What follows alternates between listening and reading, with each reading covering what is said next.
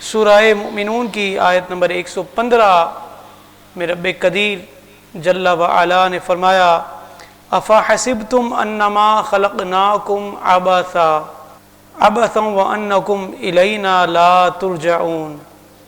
اس کا ترجمہ میں تھوڑا تاخیر سے کروں گا، پہلے ایک بات میں سمجھا دوں، اس کو سمجھ جائیں گے تو انشاءاللہ اس کے ترجمے کو بھی سمجھنے میں مدد ملے گی اور ایک ربط بھی قائم ہو جائے گا۔ میں اور آپ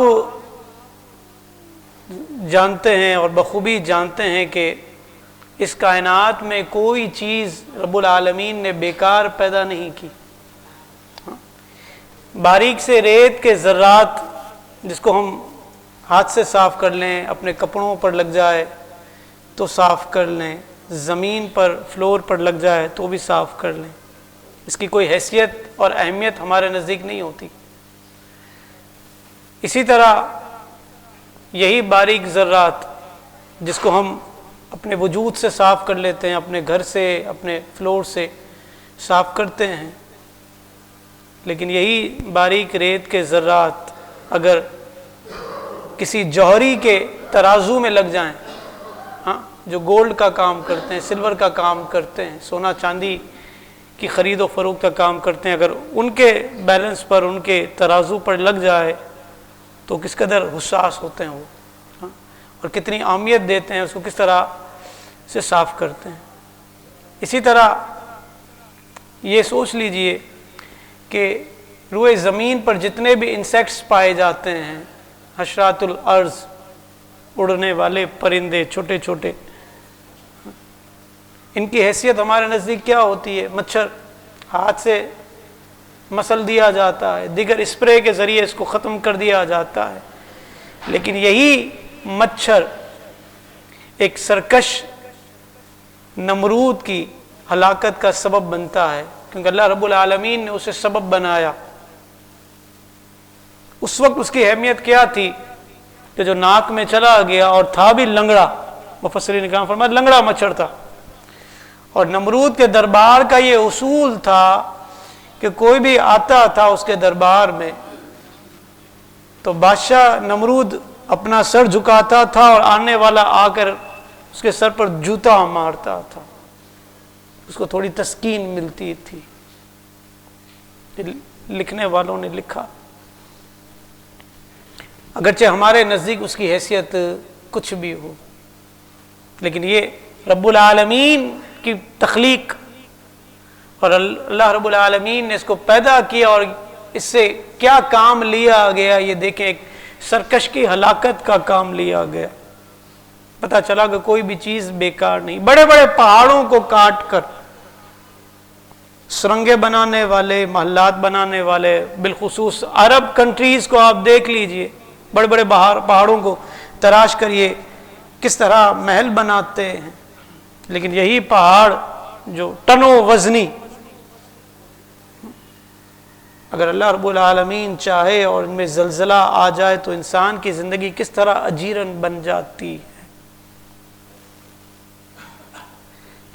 بس سمجھنا یہی ہے کہ معمولی تنکا ہو، ریت کا ذرہ ہو، پرندہ، مچھر جیسی کوئی چیز ہو، یا بڑے بڑے پہاڑ ہوں، یہ سب بیکار نہیں ہے، تو انسان کیسے بیکار ہو سکتا ہے جس کو اللہ تعالیٰ نے اشرف المخلوقات بنایا؟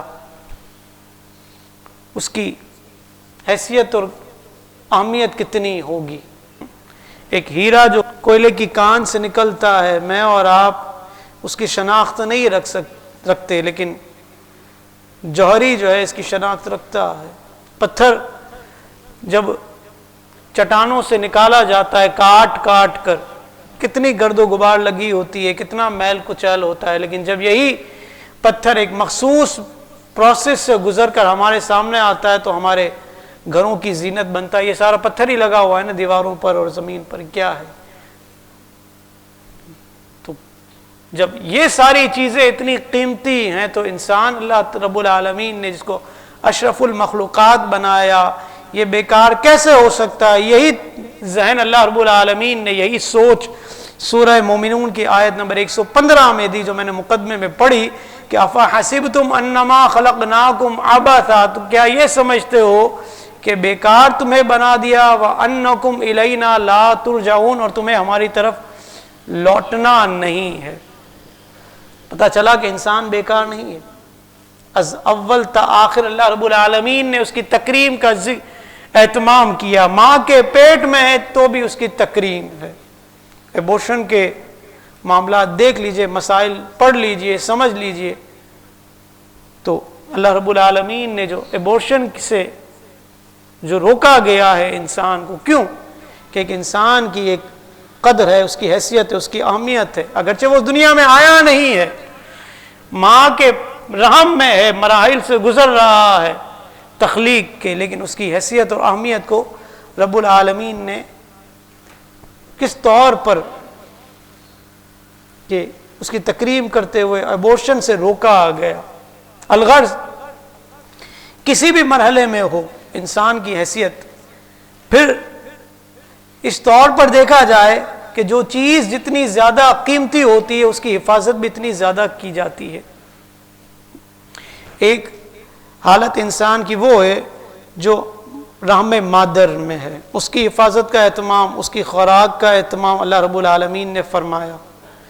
پھر جب وہ اس دنیا میں آ جاتا ہے تو اس کی تکریم ہے، اس کی حفاظت کا اہتمام اللہ رب العالمین نے ماں کے دل میں محبت ڈال دی۔ باپ جو ہے زندگی کی دوڑ دھوپ سے گزر کر، کوششیں کر کر اس رزق حلال کما کر اپنے بچوں کا پیٹ پالتا ہے۔ ایک یہ کیفیت ہے انسان کی۔ پھر جب انسان تھوڑا سا بڑھتا ہے، نشو و نما پاتا ہے، تو تعلیم کی طرف جاتا ہے، چاہے دنیاوی تعلیم ہو، دینی تعلیم ہو، وہ ایک وقت گزارتا ہے۔ پھر انسان جب جوانی کی دہلیز پر پہنچتا ہے تو وہ ایک وقت گزارتا ہے، پھر ادھیڑ عمر، پھر بڑھاپا، اور پھر دوبارہ قبر۔ ہر مرحلے میں انسان کی اہمیت اور حیثیت کا شریعت مطہرہ نے اہتمام فرمایا، اور انسان کو یہ سوچ فراہم کی کہ اگر یہ اس روئے زمین پر رہتا ہے اور اس کو اللہ رب العالمین نے اسباب زندگی عطا فرمائے ہیں، تو اس کا مطلب یہ نہیں کہ انسان دوسرے انسان کو حقیر سمجھے۔ اس لیے فرمایا وَلَا تُصَعِّرْ خَدَّكَ لِلنَّاسِ وَلَا تَمْشِ فِي الْأَرْضِ مَرَحًا، اور کسی سے بات کرنے میں اپنا رخسارہ کج نہ کر اور زمین پر اترا کر نہ چل۔ کیوں؟ فرمایا ان اللہ لا يحب كل مختال فخور، بے شک اللہ تعالیٰ کو اترانے والے، فخر کرنے والے پسند نہیں۔ اب یہ سارا ذہن آپ کا بنا کہ انسان مختلف ادوار سے گزرا ہے، لیکن کوئی بھی حیثیت اس کی بیکار نہیں ہے۔ حضرت انسان کو اللہ نے گویا کہ تکریم کے لیے پیدا کیا۔ لقد خلقنا الانسان فی احسن تقویم، یہ قرآن کا بیان ہے۔ لیکن ایک خاص کیفیت ہے انسان کی زندگی کی، ایک خاص وقت ہے انسان کی زندگی کا جس کو قرآن نے کئی مقامات پر آئیڈینٹیفائی کیا ہے۔ وہ مقام کون سے ہیں، اور اس پر انسان کو اللہ رب العالمین نے کس طرح متنبع کیا اور اس کی موٹیویشن کس طرح ہوئی، یہ اب آپ کو سمجھنا ہے۔ مزید اسلامک اور معلوماتی ویڈیوز دیکھنے کے لیے لائک، شیئر اینڈ سبسکرائب کے بٹن کو پریس کرنا ہرگز نہ بھولیں۔